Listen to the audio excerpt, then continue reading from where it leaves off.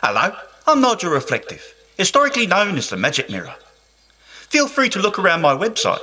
I do thousands of things. Have fun. You may be wondering what it is that I do. Well, I'm an interactive program that helps you make a do-it-yourself personal video biography. I'm very easy to use too.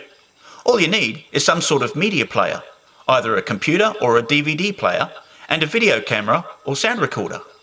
All you have to do is download something called the Magic Mirror Immortality Kit from this site, and then you'll be interactively asked several thousand questions on your life and your experiences. Here's how it works. The video shows me asking you thousands of questions in a row like this. How much money do you think you have? What is your best quality? Who are you in love with at the moment? What is your favourite holiday location? What you do is point a video camera or sound recorder at yourself and record yourself answering my questions. Pause me between every question for as long as you want so you can answer each question at your leisure. There are plenty of tutorials included with this kit that teach you how to make stories for each question so you're trained to speak as long as possible and link other long forgotten memories. This kit was first developed as a quick documentary maker for terminally ill patients and elderly people, but it has hundreds of other uses too.